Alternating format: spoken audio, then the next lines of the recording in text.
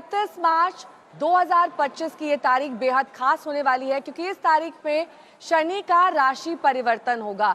किस तरीके से ये देश और दुनिया और आपके हमारे जीवन पर प्रभाव डालने वाला है, ये जानने के लिए हमारे खास पैनलिस्ट की टीम यहाँ पर मौजूद है। बेहद खास मेहमान जिनका परिचय मैं आपसे करा दूं, हमारे साथ नंदिता पांडे जी हैं, एस्ट्रोलॉजर और टैरो कार्ड रीडर। बहुत बहुत स्वागत है आपका नंदिता जी। वान्या आर्या जी ज्योतिषाचार्य हैं, न्यूमरोलॉजिस्ट हैं। श्रुति द्विवेदी एस्ट्रोलॉजर ज्योतिषाचार्य हमारे साथ मौजूद हैं। श्रुति खरबंदा जी बहुत बहुत स्वागत, एस्ट्रोलॉजर हैं। अनुपम कपिल जी एस्ट्रोलॉजर हैं, हमारे साथ स्टूडियोज में खास मेहमान के तौर पर मौजूद हैं। और साथ ही पंडित अरविंद शुक्ला जी हमारे साथ मौजूद हैं। आप सभी खास मेहमानों का बहुत बहुत स्वागत है। लेकिन सबसे पहले बात कर लेते हैं कि कैसे शनि के इस राशि परिवर्तन से दुनिया भर में यानी कि वैश्विक स्तर पर क्या प्रभाव पड़ने वाला है। अनुपम कपिल जी हमारे साथ मौजूद हैं। अनुपम जी, आपसे शुरुआत करते हुए वैश्विक लिहाज से ये राशि परिवर्तन कितना महत्वपूर्ण है और क्या इसके प्रभाव देखे जाएंगे? बहुत ही इवेंटफुल और ऐसा जो कंजंक्शन हुआ है 5 प्लैनेट्स 6 प्लैनेट्स एक्चुअली, शनि और राहु का कंजंक्शन मीन राशि में बहुत इंपॉर्टेंट है। मीन राशि ओशंस को इंडिकेट करता है। ओशंस जो स्पाइसेस जो है इंग्लिश में जिसे कहते हैं मीन राशि, एक यूनिवर्सल जो है डस्टबिन कहा गया है, जहाँ सब आपको मालूम है जब समुद्र मंथन हुआ था तब अमृत भी निकला था और हलाहल भी निकली थी। यहाँ से महालक्ष्मी जी का भी उत्पन्न जो है इस समुद्र मंथन से हुआ था। तो विषपान तो लोगों को करना पड़ेगा कुछ बिफोर, और आर्थिक संकट के जो चक्कर नजर आ रहा है पूरी दुनिया पे इसलिए भी है क्योंकि प्रत्यादि देवता जो हैं शुक्र के लक्ष्मी जी हैं। शुक्र जो उच्च के बैठे हुए हैं और वक्री हैं, और साथ में जो बुध बैठे हैं वो भी वक्री हैं। यूनिवर्सल जो बुद्धि है वक्री भी है, अस्त भी है। तो शनि कर्म को रिप्रेजेंट करते हैं और राहु जो है एंसेस्ट्रल कर्म को रिप्रेजेंट करते हैं। 12th साइन जो है लास्ट साइन है जोडियक का, कल्मिनेशन है कर्म का भी। और ग्लोबल रीसेट बटन जो है प्रेस होगा। 1962 के अंदर 8 ग्रह इकट्ठे हो गए थे एक राशि में। सब एस्ट्रोलॉजर्स ने तब भी कहा था कि बहुत बड़े विश्व युद्ध होंगे, ऐसा कुछ नहीं हुआ और अब भी ऐसा कुछ नहीं होगा। लेकिन स्मॉल स्मॉल वॉर्स चलेंगे, जैसे यूक्रेन के अंदर ज़ेलेंस्की को स्टेप डाउन करना पड़ेगा। और जो मिडिल ईस्ट जो है ये बहुत गर्म हो जाएगा एरिया कमिंग बैक। इसके अंदर जो है 2040 तक जो है युद्ध चलते रहेंगे छोटे मोटे। अमेरिकन इकोनॉमी पे क्राइसिस आने वाला है। यूरोपियन जो है मार्केट्स भी ठीक नहीं चलेंगे।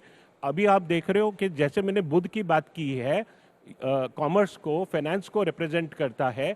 अगर ये प्लैनेट अस्त है, वक्री है, और डोनाल्ड ट्रंप के जो एक्शंस हैं वो रोज ऐसे एक्शंस ले रहे हैं जिससे विश्व के मार्केट्स के अंदर पैनिक हो रहा है। आज भी कनाडा ने जो है सिवियर किया है अपने रिलेशंस और उन्होंने कहा है हम आपकी आर्मी नहीं चाहिए, कुछ नहीं चाहिए। ऐसे छोटे छोटे जो चीज़ें हैं, नी जर्क रिएक्शंस हैं, ये कॉमन होते रहेंगे। जहाँ तक इंडिया का सवाल है, इंडिया की मंगल की दशा शुरू होगी। जैसे ये साल का टोटल 9 है, सब लोगों ने कहा है 9 मंगल का साल है। मंगल के प्रत्यादि देवता जो है कार्तिक भगवान है। और इंडिया 19 एक इंपॉर्टेंट पॉइंट कहना चाहता हूँ, 23 दिसंबर 1912 जब दिल्ली कैपिटल बना था उस समय का जो लगन था वो वृषभ लगन था। वृषभ लगन कृतिका नक्षत्र में था। 1947 में भी अर्धरात्रि में टॉरस लगन जो है कृतिका नक्षत्र में था। एक इंपॉर्टेंट पॉइंट कहना चाह रहा हूं आपसे, भारत शिव परिवार से रूल होता है और नॉर्थ इंडिया ने पर्टिकुलरली अनग्रेटफुल रहे, कार्तिक भगवान की पूजा नहीं की, उसके वजह से 1000 AD से सब यहाँ के मंदिर टूटे। बेहद महत्वपूर्ण बात बताई क्योंकि हम सब दिल्ली वासी हैं। दिल्ली पर किस तरह से प्रभाव पड़ने वाला है, क्योंकि दिल्ली में अभी भी सरकार परिवर्तन भी हुआ है, लेकिन राशि परिवर्तन कैसे दिल्ली वालों के जीवन में प्रभाव लाएगा ये देखना बेहद दिलचस्प होगा। अनुपम जी थोड़ा शॉर्ट रखिए, बहुत सारे मेहमान हैं। श्रुति जी के ऊपर मैं अब आना चाहूंगी। श्रुति, सबसे पहले श्रुति, 2 श्रुति हैं यहाँ पर, सबसे पहले दूसरी वाली श्रुति के ऊपर मैं सवाल करूंगी। श्रुति, कई सारी भ्रांतियां हैं शनि को लेकर, क्या कुछ भ्रांतियों पर से आप यहाँ पर आज स्पष्टीकरण देना चाहेंगी कि क्या ये राशि परिवर्तन सकारात्मक है, नकारात्मक है, और कौन सी भ्रांतियां इसको लेकर जुड़ी हुई? देखें, भ्रांतियां तो बहुत सारी अक्सर जुड़ी होती हैं। खासतौर पे शनि और राहु की जब युति हो जाती है तो उसे श्रापित योग कहा जाता है और लोग अक्सर इससे बहुत डरते हैं।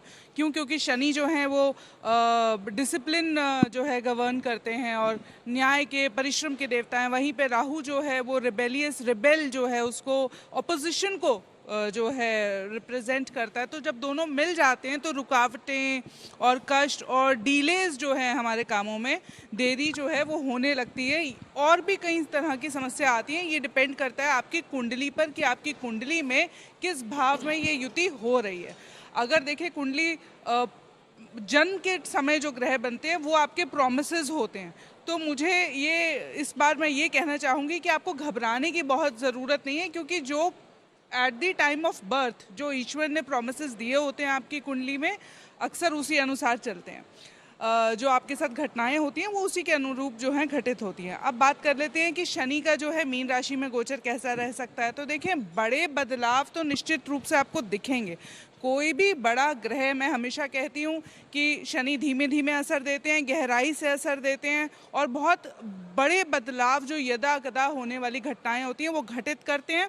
और शनि की जो ऊर्जा होती है बदलाव की, वो 2 महीने पहले से उसके सिम्टम्स हमें दिखने लगते हैं। जैसे हमने मीन राशि की बात करी, मीन राशि अक्सर ज्योतिष में फॉरेन की, इंपोर्ट एक्सपोर्ट्स की, इमिग्रेशन की, वीज़ा या फॉरेन ट्रैवल की मानी जाती है। तो हमने देखा भी कि अभी यूएस में भी उसको लेके समस्या है, और भारत में भी हमने देखा अभी पार्लियामेंट में जो फॉरेनर्स और इमिग्रेशन बिल जो है उसको लेके कितने एमिकेबली पास हो गया। तो मुझे भारत के लिए ये वैसे भी अच्छा जो है कुछ अच्छा ही फल लेकर आ रहा है। जो भी बदलाव होंगे वो एक होलिस्टिकली जब आप उसको देखेंगे 360 डिग्री के लेवल पे, तो वो कहीं ना कहीं आप उसको जो है पॉजिटिव लेकर आएंगे। लेकिन साथ ही साथ ये जो है कुछ कॉन्स्पिरेसीज, स्पेशली जो किसी ओहदे पे रॉयल और जो बड़ी शख्सियत होती हैं, लीडर्स होते हैं हमारे समाज में, उनके लिए किसी न किसी तरह के बड़े बदलाव और बड़ी कॉन्स्पिरेसीज भी लेकर आता है, और बहुत धीमे धीमे धीमे धीमे किसी एक दिन जो है वो घटित कराता है। तो ये 1 साल तो हमें बहुत ध्यान से विचरण करने की ज़रूरत है, ख़ास तौर पर अभी 18 मई तक, जब तक राहु हटते नहीं है वहाँ से शनि के साथ से। और उसके अलावा भी जो है बाकी के ग्रहों को देख के भी जो कॉम्बिनेशंस बनते हैं, मुझे लगता है ये बड़े बदलाव लेकर आता है। और जब बड़े बदलाव होते हैं तो बहुत कुछ ध्वस्त एक होता है। बात तो साफ हो गई है कि बड़े बदलाव आने वाले हैं हमारे और आपके जीवन में।